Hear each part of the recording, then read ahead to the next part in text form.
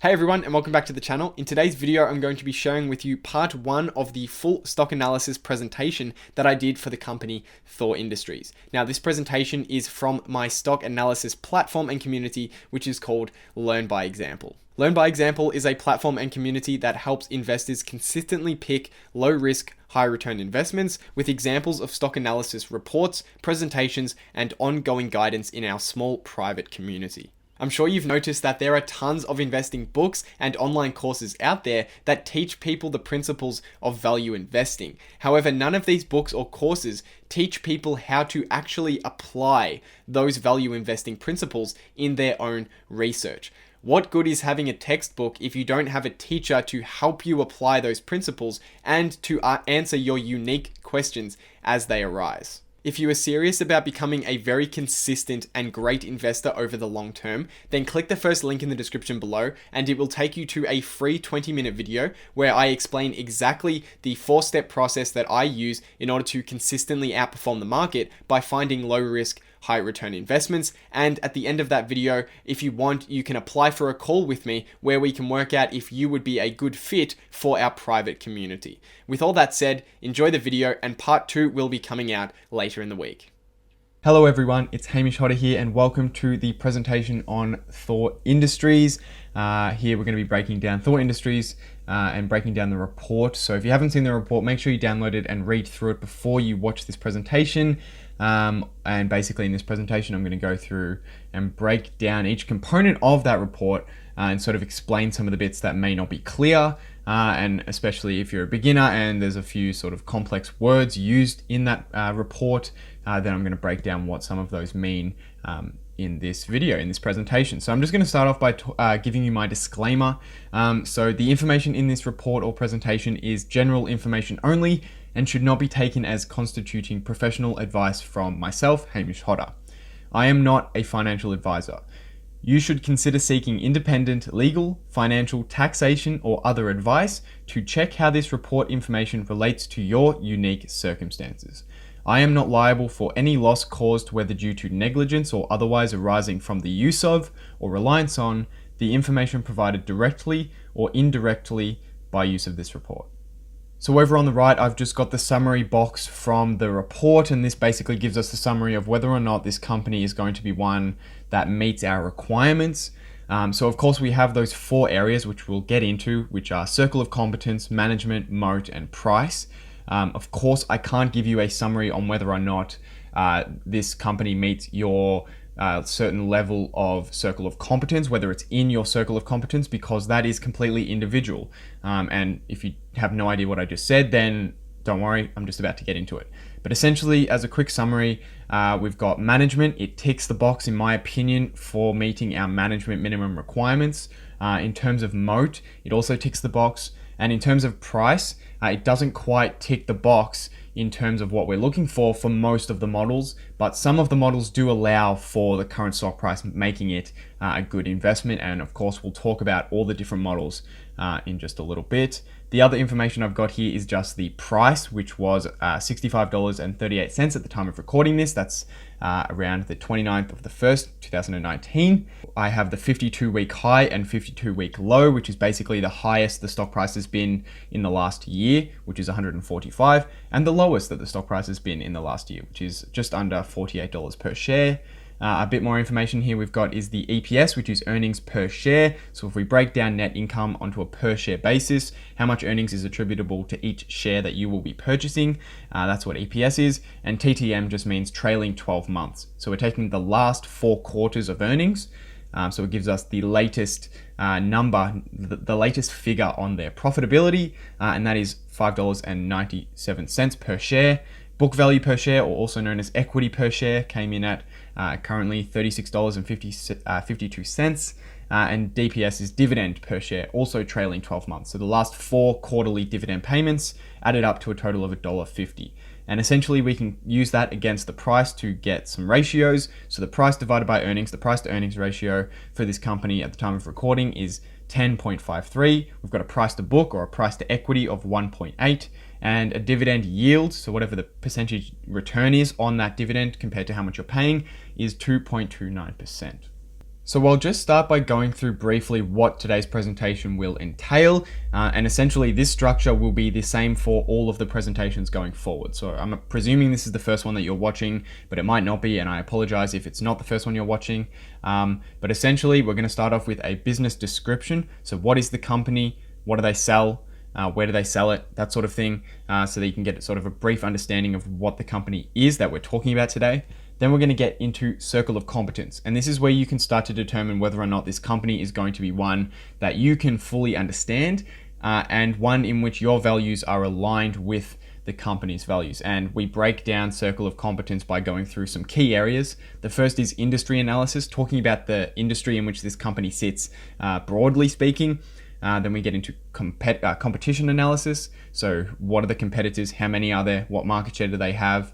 And how does Thor sit among them in the market?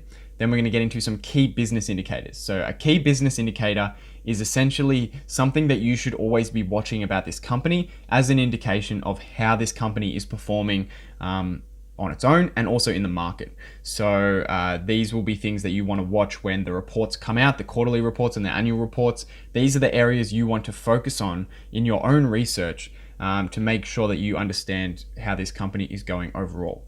And lastly, we have risk factors, which is some of the risks associated with this business.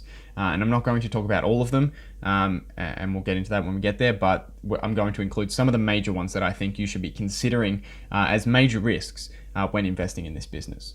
Then the second thing we look for is a wide economic moat. So we're going to talk about what an economic moat is, and then we're going to identify it in two ways. So we're going to try and identify if there's a qualitative moat. So we're going to do a qualitative moat analysis to see if we can identify anything, any characteristics about the business that tells us that this has some kind of protective layer around it, protecting it from its competition. And then we're also going to look at, we're going to do a quantitative moat analysis, which is where we look at the numbers, we look at the quantitative. We see if the numbers tell us or show us that this company has been sustainably protected by some kind of intrinsic characteristic. And then of course, lastly, we'll combine the two and come to a conclusion about whether or not we think it has a moat and how powerful that moat is, because not all moats are equal. The third major thing that we need to look at is management. And of course, we're assessing management in essentially three different ways. We're assessing if they have integrity, if they're a management team that is displaying that they care about the shareholders and that their number one priority is the shareholders and also the customers, which is essentially putting the shareholders as the number one priority. Because if a company puts their customers first, then that is a company that is going to do very well over the long term for its shareholders. So we're going to have a look at that. And then we're going to have a look at capital investment. So how well have they been investing within the business? Because of course, that's what management teams do. They make decisions about where to allocate capital, where to put money in order to grow it into more money. And we need to see how effective they've been at doing that in the past, and whether or not we think that can continue into the future. And then the third lens is debt management. So how have they been managing their debt? We'll talk about how much debt they do have, because that's clearly important. If a company has a lot of debt, that also comes with a lot of risk, because they have to pay that debt down. And if they can't make those payments, then the company could go insolvent. So we need to make sure that they don't have too much debt. And we also need to look into their past to see if they've been historically good at managing debt, or if they've been historically reckless with debt and almost destroyed the company in the past. And the fourth and last area we look at is intrinsic value. So the first three kind of tell us whether or not the company is one that is great, and whether or not it has a moat, whether we understand it so that if something comes up, we're easily able to analyze that situation and make good decisions based off that. And also that the people running and making decisions within the business are also doing things in the best interest of the customers and the shareholders. Once we've determined that, we need to work out how much we would be willing to pay for that great company. And this basically comes down to two things. The first is that we need to calculate how quickly we think this company can grow their cash into the future. And that calculation is based off essentially the first three items. So it's based off our understanding of the business. It's based off how protected this company is in its industry, the economic moat. And it's also based off how effective management is. Because you can have a great company, but if the people making decisions at the top of that company are making poor decisions, then the growth might not be as high or as effective as it could be with a different management making decisions. So that's what we're going to assess. And then essentially we're going to go through a number of different discounted cash flow models. And this is how we calculate the intrinsic value. We calculate how much cash we estimate that this company can bring into us over the next 10 years. And once we've calculated how much cash we can get out of this company, we can work out how much we would be willing to pay for that cash. Because of course, if we're going to receive $100 back, we wouldn't be willing to pay more than $100.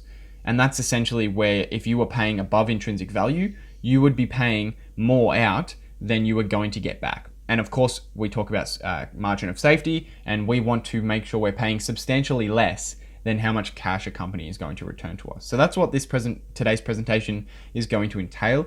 And let's just get straight into the first component, which is that business description. So as I just said, the business description component is basically just going to give you a nice overview of what this company is. What do they make? Where do they make it? And just a brief summary of what you would be investing in if you went down this road of further investigating this company. So essentially, Thor was founded in 1980. So it's quite an old company. It's almost 40 years old. And essentially, they primarily manufacture a range of recreational vehicles in the United States. So they're an RV manufacturer. That's what they mostly do. It's 99% of their business. They also deal in small components of RVs, but that is a very, very tiny proportion of their business. They mainly manufacture full recreational vehicles, and they do this in the United States. Their entire manufacturing business is centered in the United States. And in fact, most vehicles, most RVs or caravans or camper vans, wherever you are in the world, we don't call them RVs in Australia, we call them caravans. Most of them are sold in the US and Canada. So that's where most of their market is. And that's actually shifting to being a split between the US and Canada and Europe, but we'll talk about that in just a little bit.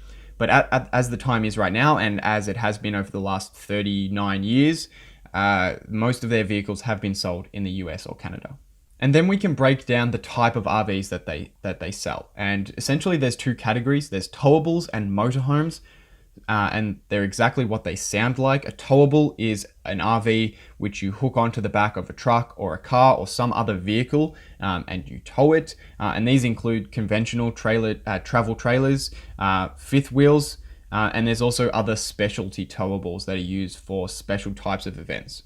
And then you have the motorhomes, which include the vehicle and the camping in one vehicle. So it drives itself. You don't need to attach it to another car. And they're called motorhomes. And essentially Thor breaks these down into three classes: Class A, Class B, and Class C. And you can essentially think of these as price ranges. So they go up in price depending on which one you want. Of course, Class A is the most expensive type of motorhome. So Thor Industries manufactures these RVs, these two types of RVs. And essentially what they do is they're purchased by dealers. So dealerships is where the customers would go to buy a brand new RV. And Thor Industries is not a dealership. Thor Industries is one step behind. So dealerships, they need to fill up their lot with a bunch of RVs, and they go to companies like Thor Industries and they ask them, and they buy RVs off them. And essentially the way that Thor operates their business is they're produced to order. So a dealership will put in an order and then Thor Industries will make it. So they don't hold inventory really. Most of the time they're operating at a backlog. So they've got a backlog of orders of dealerships who are putting in orders for the next season because their inventories are running low. So it's actually the dealerships that hold the inventory. And when those inventory levels go low because customers are buying them, they put in the order to Thor Industries and they manufacture them. And essentially the capacity to produce these RVs can be increased or decreased relatively quickly at a relatively low cost. And that's really key here with Thor Industries, because it means that, because essentially in any market, demand can shift rapidly. And especially in an auto making industry, sometimes when there's massive demand, the manufacturers just can't quickly make enough vehicles in order to meet that demand, and then they can't sort of capitalize on the increased demand as effectively as they could. And Thor Industries can. They can do this, and they've spoken about this in their annual reports. They can effectively increase their productivity, their capacity to produce at a pretty low cost and quite quickly, so they can take advantage of an increased demand in the market. And on the other end of the scale, if there's a decrease in demand, a significant decrease in demand, for a lot of automaking companies, manufacturers, they might not be able to decrease their capacity. So they'll have leases out on land and buildings and places where they can manufacture these vehicles. And if demand drops, they have to keep running these factories. They have to keep paying the leases, they have to keep paying electricity, and they really can't decrease those costs, even though they're not bringing in as much revenue. And again, Thor has the ability to do this. They can decrease their capacity to produce if the demand is low. So that means that even though revenue is going to go down if there's low demand, they can also quickly reduce their costs to match that so that they'll still remain profitable or close to being profitable, and they won't be in a situation where they're not bringing in any revenue and they're spending a lot of money just to maintain the business and keep paying those expensive expenses. A couple other things to note about the business here I've just got many of the components are purchased in finished form. So they buy the parts, they ship them over to the United States, or if they're purchased in the United States, and they ship them over to their warehouses, and then they just combine them into a vehicle. So they don't make it from scratch. However, of course, we need to consider the raw materials. What are the materials that that go into these components that they're purchasing? Because somewhere down the line, they're going to have to pay for them if there is an increase in the cost for some of these raw materials. And the primary ones, as you would expect in a camper van, in an RV, are aluminium, lumber, plywood, plastic, fiberglass, and steel. So that brings us to Circle of Competence. And here we're going to be talking all about whether or not this company has meaning to you and whether or not you are capable of understanding it. So just a quick summary of what the Circle of Competence is. So the first key component of stock analysis is to only invest in businesses that are within your Circle of Competence.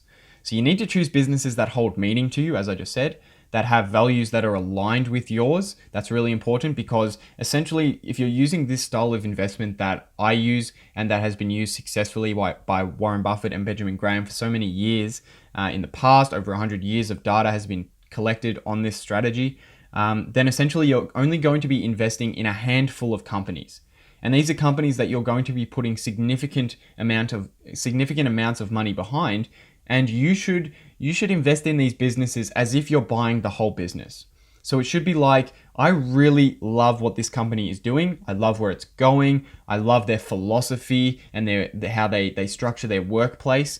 They have similar values so that you feel happy to be an investor, and that you would be sort of very happy to tell people that you're an investor, that yeah, this is the main company that I have a significant amount of money invested in. So that's really important.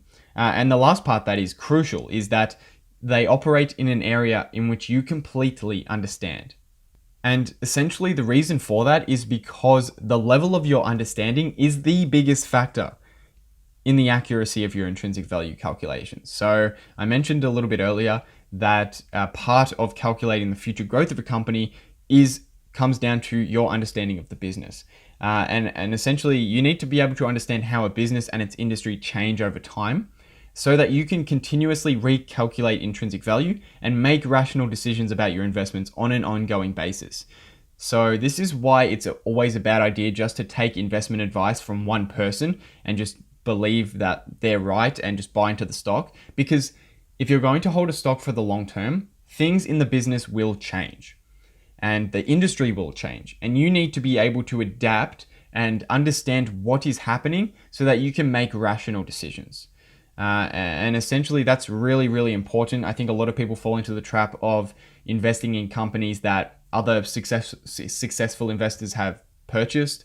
And maybe that'll be a good investment at the time, but who knows what that successful investor is doing with that business. Maybe they sell it off 2 years later and you're still in it 5 years later and the industry is completely different, but you don't know that it's different because you don't understand the company. So that's really, really important.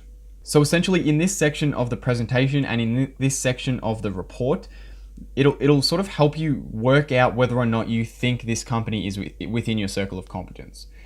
So it'll give you a brief sort of summary. It'll give you some details, but it'll be a brief overview of what this company is and what are the sort of key factors that we look at and who's their competition, what the industry is like. And from this, you can work out whether or not you find it interesting enough to do your own research, because essentially you can't just stop at the end of this report. You need to do ongoing research, and you need to go as deep as possible as you can into these companies. And if you do go deep into these companies, you will have a better chance of accurately estimating how much cash these companies can bring into you. And that means that when you buy them at a significant discount, you will have complete confidence that you will make a significant amount of money, and that you won't lose money, which is really, really important. So we'll start off with an industry analysis, and essentially what we're looking for here is we're looking to invest in businesses that are within industries that are growing at least somewhat over time.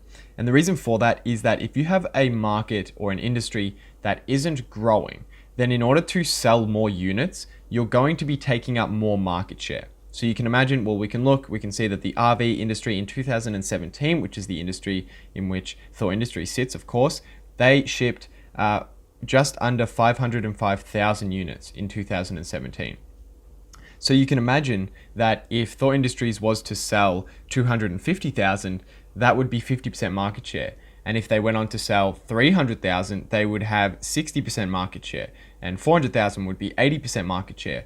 And that means that there's an upper limit to how many units they can sell, because there's only so much market share they can take before all of the other little businesses in that industry that have 1% here, 1% there, 1% there. There's no way that Thor Industries is going to get complete market share, and they're not going to get an overwhelming amount of market share.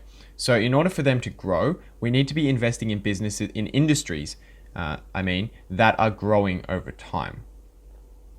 And the RV industry is one that is growing over time. So if we look over a 5-year period, so if we're just looking in this cycle, then we can see that the compounded annual growth rate has been 12%, which is really strong. So that means that coming out of a bust, so if we're not including any of the downturn in the recession, if we're just including from 2012 until 2017, where the economy was expanding that entire time, then the market grew at 12%.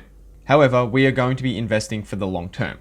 So we're going to be investing more than a 5-year period. And it's likely that if we start investing soon, then we are going to be investing through a recession, which means that we need to take into account the growth over multiple cycles. We can't just assume that it's going to go up forever, because as you can see from the graph there, it sort of goes up and down in waves depending on when the recessions happen. And in 2008, it dropped dramatically because that was such a big global financial crisis. But if we look over the entire 34 years, then we can see that the compounded annual growth rate is 4.28%. So that is really still a really strong growth rate. And that means that even if Thor Industries can just maintain their market share in the market, then they're going to grow at 4.3%, which is excellent.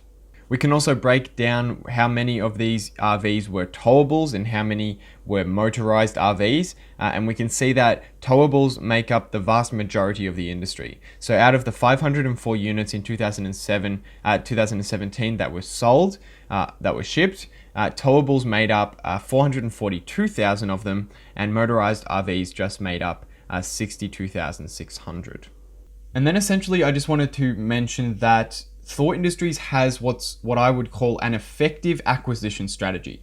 So what Thor Industries does is Thor Industries owns a number of different RV brands underneath it that operate uniquely.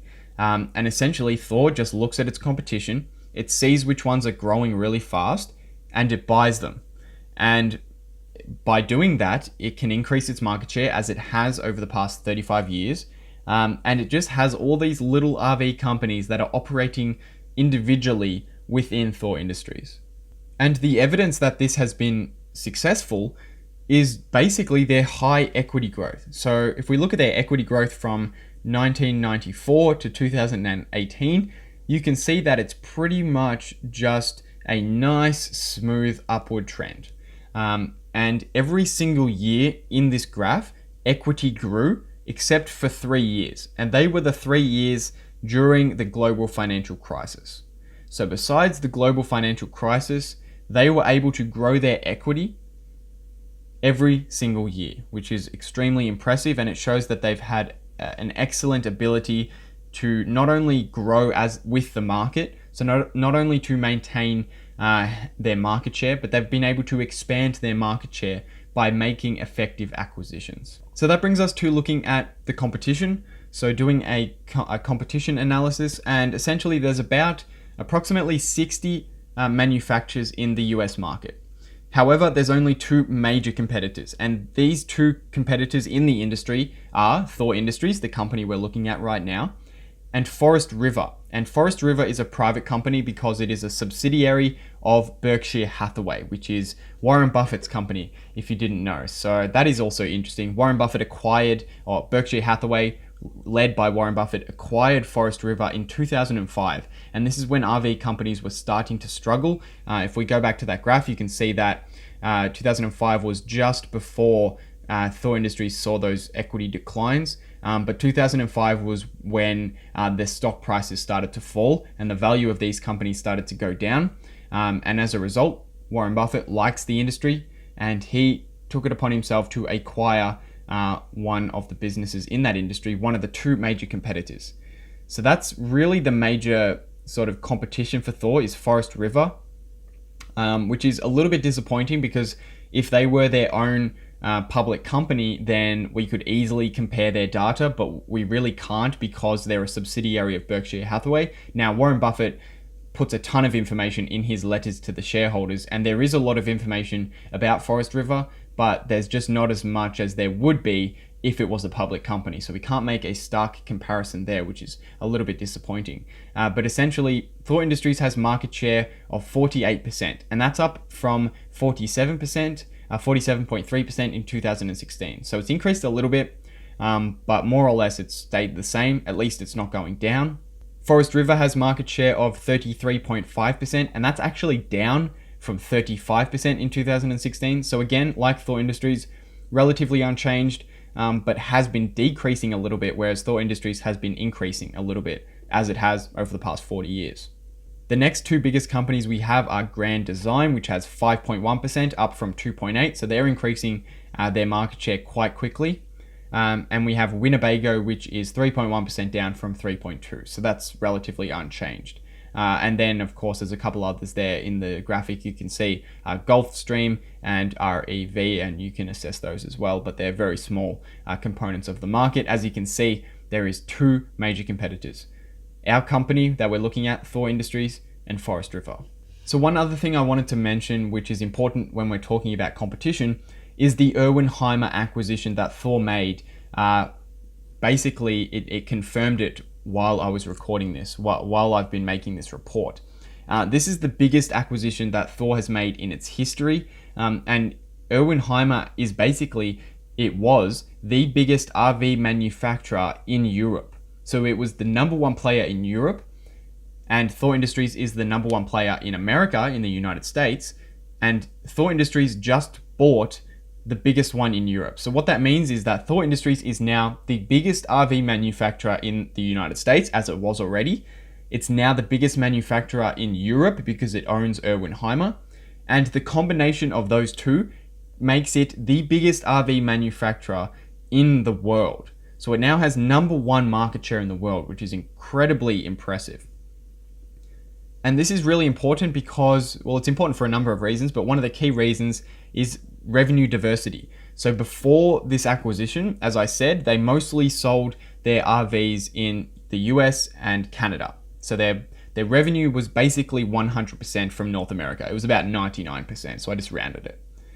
Now it's North America, 76%, Europe, 23%, and then the rest of the world, less than 1%. So now it's a decent split.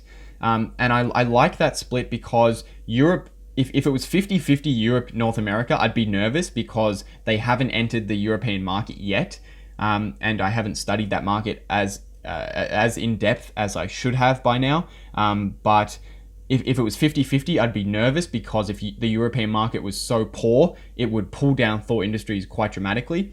But the fact that it's only 23%, that's a great introduction into the European market. And it means that if Europe doesn't work out as we think it will, then it's not going to massively affect Thor Industries' business as much as it would if it was a 50-50 split. So that brings us to some key business indicators, and essentially I've got two key business indicators for Thor Industries. The first is backlog of orders. So this is essentially, we can use this as an indication of short-term growth because the RV manufacturing time is relatively short. So once a dealership puts in an order, it takes about 12 months before that order is fulfilled, before the RV is made and shipped off to the dealer.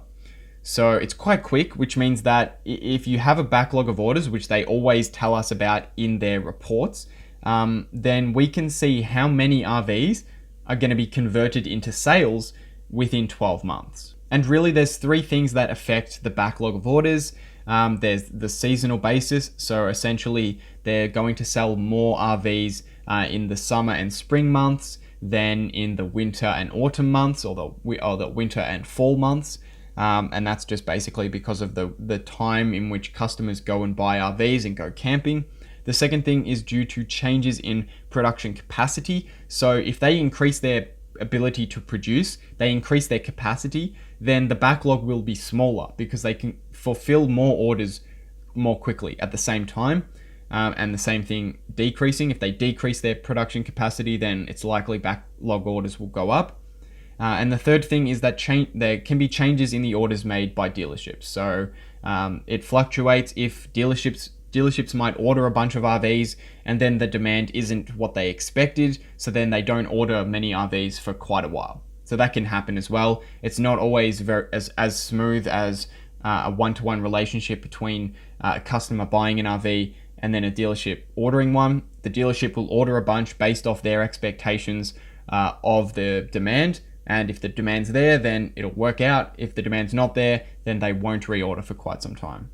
And then the second indicator that we look at for Thor Industries is retail units sold. So essentially, if we have an increase in retail demand, there is going to be an increase in Thor's orders from dealerships, more or less, because dealerships are going to run out of units and they're going to order more from companies like Thor Industries.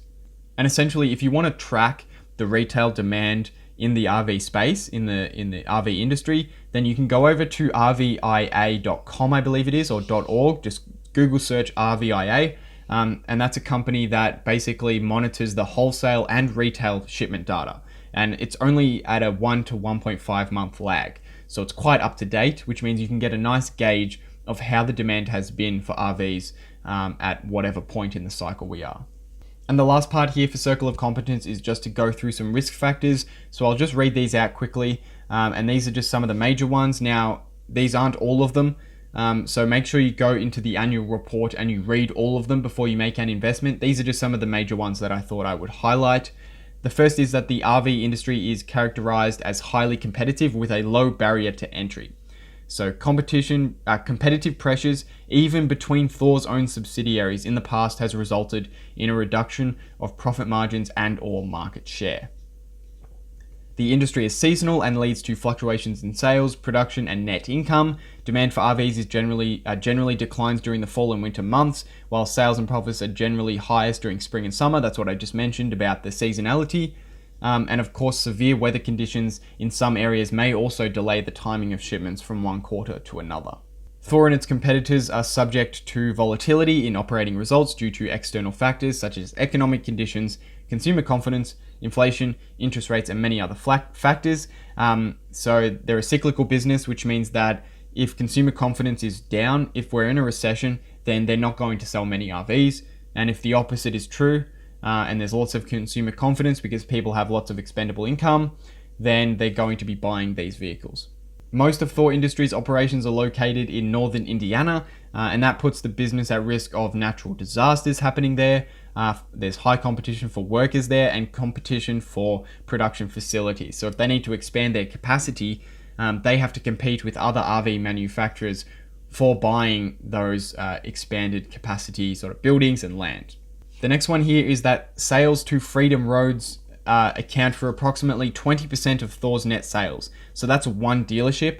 And essentially, if they lost this dealership, if the dealership stopped buying Thor's products, then it would severely impact Thor's revenue. Fluctuations in commodity prices, including those caused by the recent steel and aluminium tariffs, may impact operating costs.